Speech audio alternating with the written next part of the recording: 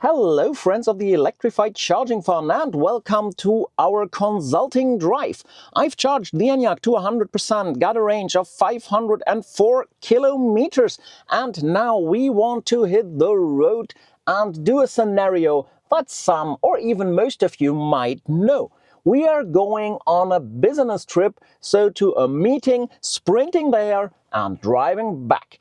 And therefore, I will start here at home in Mels. I will go up to Munich near Garching, and I will simulate that I have a meeting, an appointment there with MAN. This is 250 kilometers exactly from here, and I think that's a good distance you can rely to if you're doing business trips. And in total, we've got 500 kilometers to cover, so we will definitely need a charge. And we can show and I can show you how fast this car is able to charge. And on our journey there, we are on the German highway, and in some parts it's unlimited speed. So we can test how is this car performing if I'm really driving fast, and on the way back we can check how it is when I drive constant. How much time will I save, and how is consumption? Is this car capable for going on business trips like those? Speaking about the smartphone connection, speaking about entertainment and everything that has to do with that. Therefore, I'm already wearing a suit, and to make it more realistic, even though I don't have an appointment at MAN. And if you're interested in that, well, stay tuned. Let me show you where we are heading today. We are going to MAN Technical Support, Dachauer Street in Munich. And this is 253 kilometers. And the car thinks I will need 2.5 hours and will be there with 40% SOC left.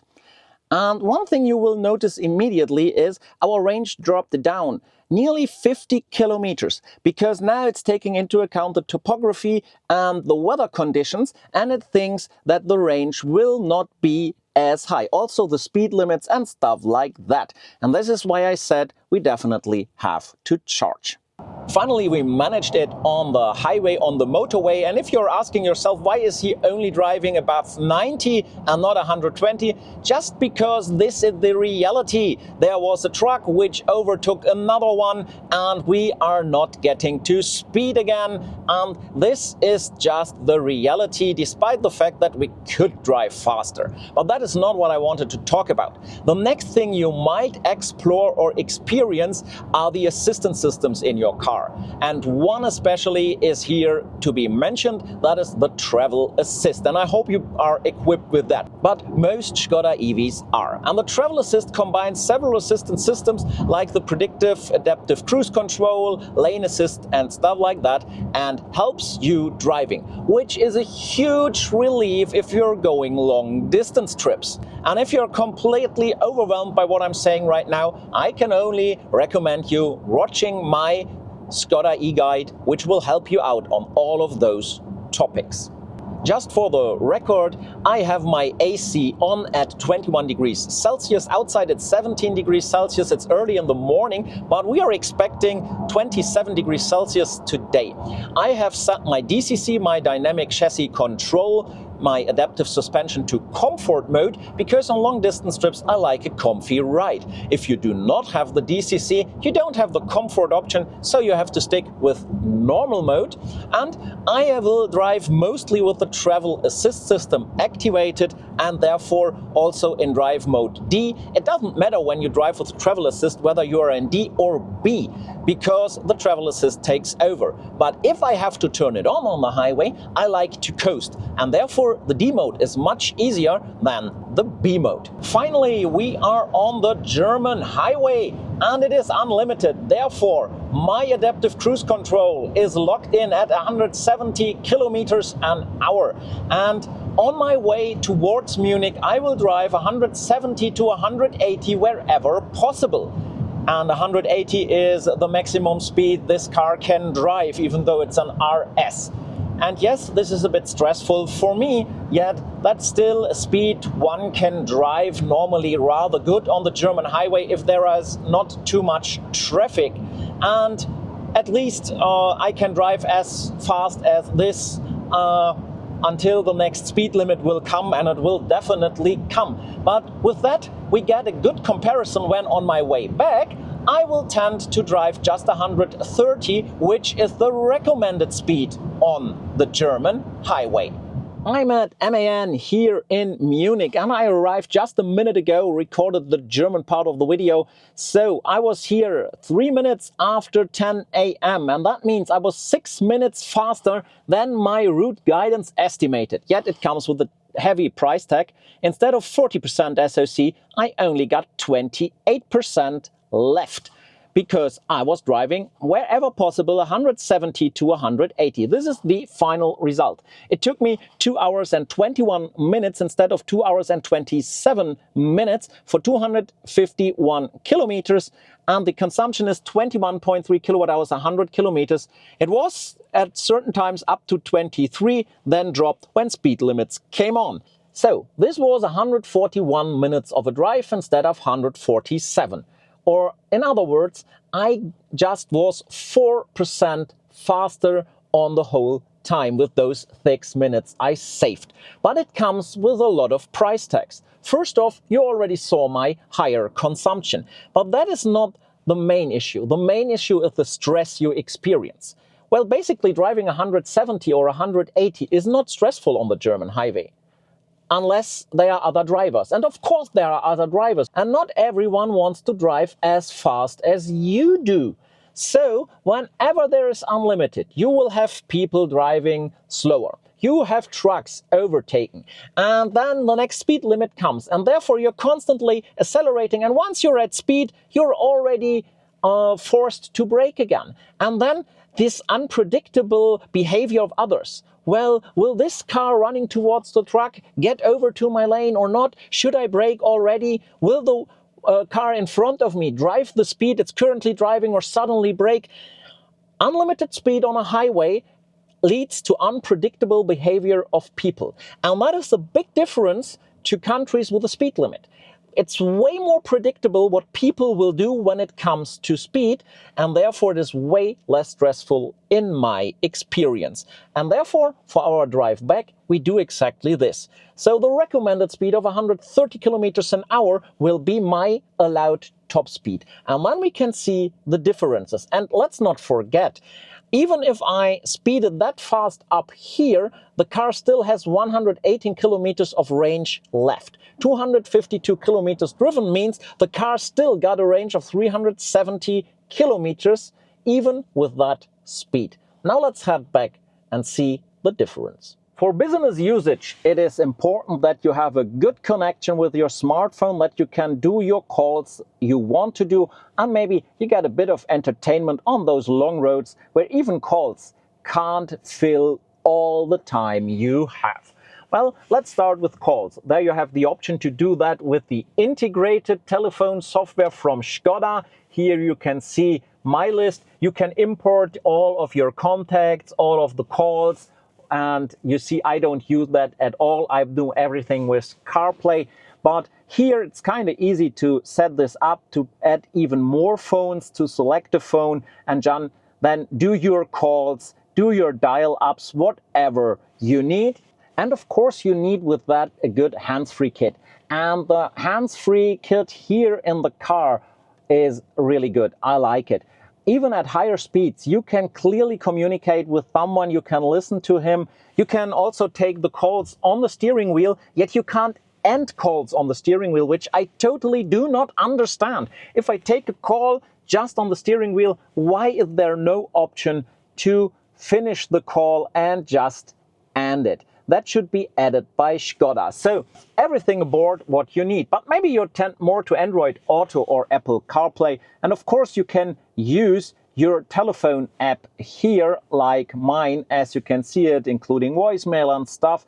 And if you want to use the voice assistant Laura to make calls, you can do so. And if you do a long press, you get, for me, Apple CarPlay Siri. So I can even do calls with my telephone app from Apple, just with the steering wheel. So everything is here what you need for doing calls. Well, maybe you want to be entertained. And of course, you can do this with Android Auto and Apple CarPlay. You've got your favorite apps here like Podcasts, Spotify, Tidal, Deezer, whatever you need. And when you listen to music here, you also have everything from here, when I click play, here in a widget. I can also control from this widget what I'm listening to in my Spotify playlist, yet you already saw it. When I press here, I am jumping into the now playing menu, no longer to CarPlay or Auto. Back in the days, this was a direct jump into the playlist here. Now you have to double click, so here and then here to get there. That's a bit of a pity. You can also press up here, but yeah, then you have to hit that small button. But what if you're not into Android Auto or Apple CarPlay? Well, radio got you covered. And when we go to radio here, you have everything you need from analog, digital, up to internet radio. And talking about internet radio, you do not need a data tariff or subscription for that. This is included in your connected services. So don't buy anything for that. You can use it. As you can see here, I'm going to whatever you have, endless possibilities here. So let's say I like this high voltage radio here, and now I'm listening to it. But normally you don't scroll through those lists. Normally you want to have them on your favorites. And this is easy. If you're in the favorites and hit the plus icon, you add what you are currently listening to. But maybe you want to add more at one short time, then you can do it like this. Let's say I like this one, longer press, there. And of course I like this one, there. And this one too. And here we go. And of course you can sort your favorites, you can delete them. And if you want a favorite in another order, just do so. Because at the end, one important setting is here on radio, switching stations. And I bet you want to have it on your favorites instead of all stations, because when it's all stations, it will alter through all the stations here instead of your favorites. And as you can see, lots of possibilities to be entertained or to do your work whilst driving. And the last thing which might be important for you is down here. Is this wireless charging now really capable of charging up a phone? This is an iPhone 12 Pro, and when I flip it in, it will immediately start charging, because in the recent models, this is a cooled wireless charging, and there is really good charging coming through. Back in the days when it was not cooled, forget about it. The phone just got heated, and that's it. And if you do not have wireless charging or don't want to use it, well, use a cable.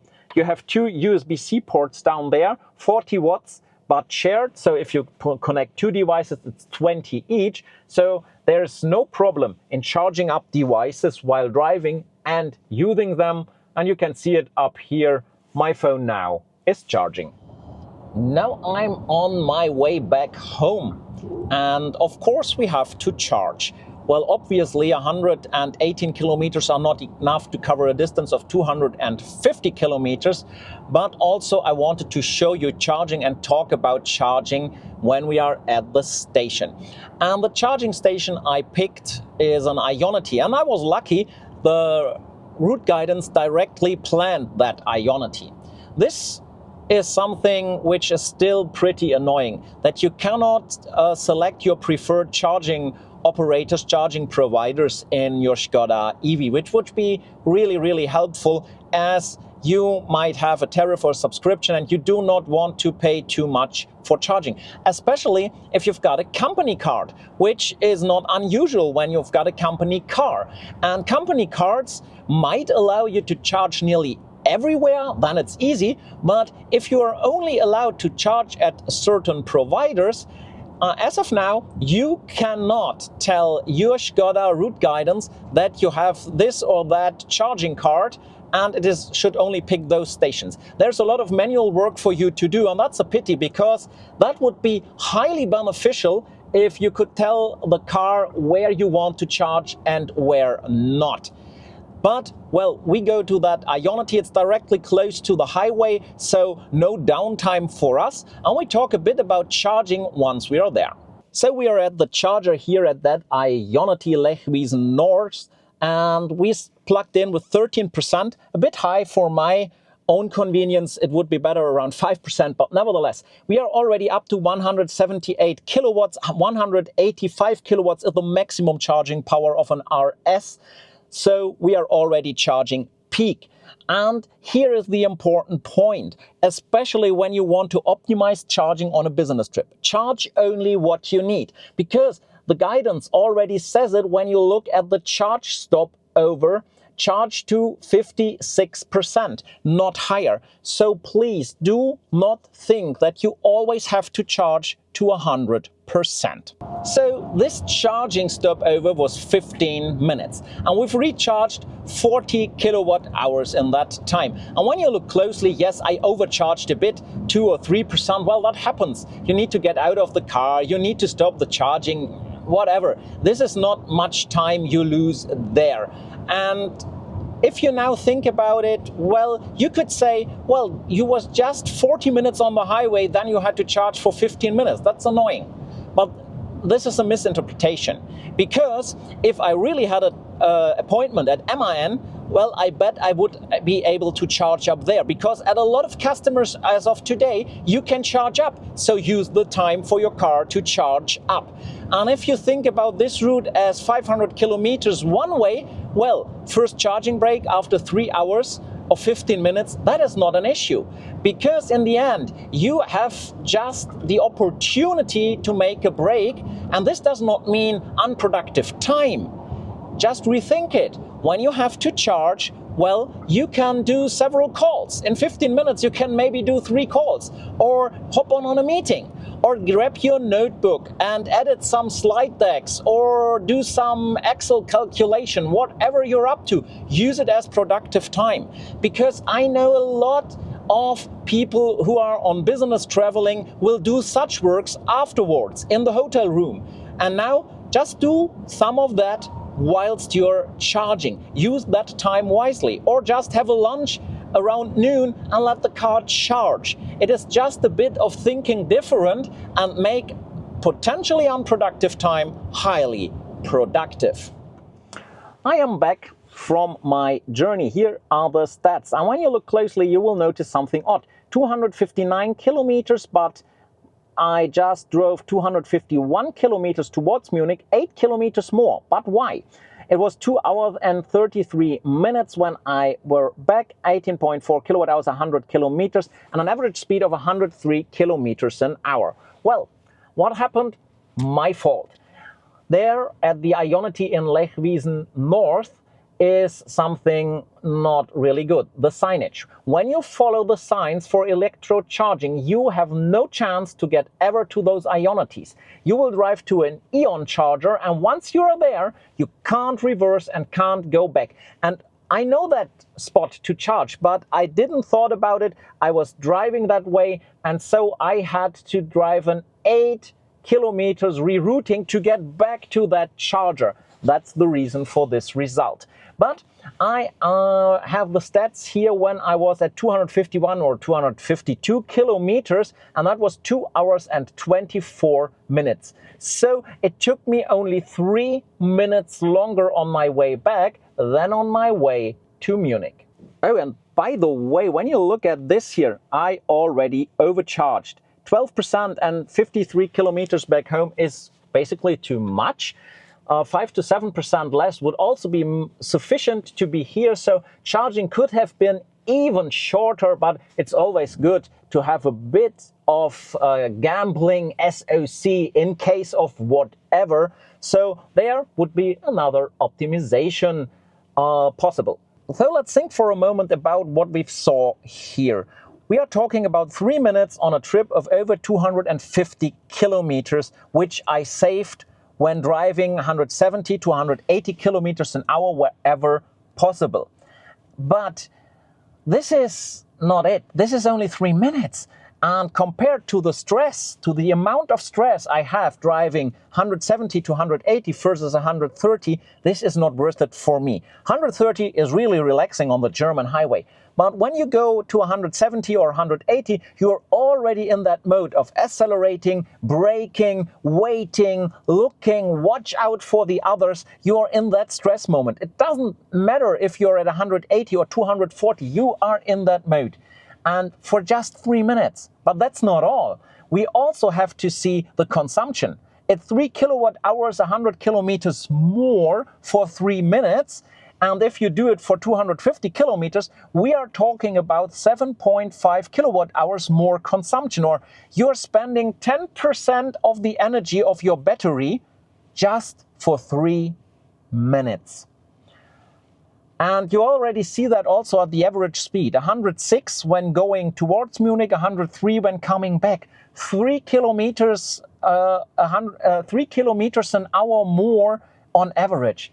Well, for me, that just proves what I said in this video. It's absolutely not worth it. So I hope I covered everything you need for your business everyday life when it comes to an ENYAQ RS Coupé. We looked at how this car drives on such a long distance. You can for yourself think of a 250 or a 500 kilometer distance drive, and we looked at charging. Is it really helpful driving faster than needed, and at the entertainment as well as working in the car? I guess that's a well-rounded package. And I don't not only mean the car, I also mean this video. And if you liked it, give it a thumbs up and consider to subscribe to this channel if you're not already subscribed, so you do not miss out any new video. And I hope we see each other in the next video. And until then, stay full of energy.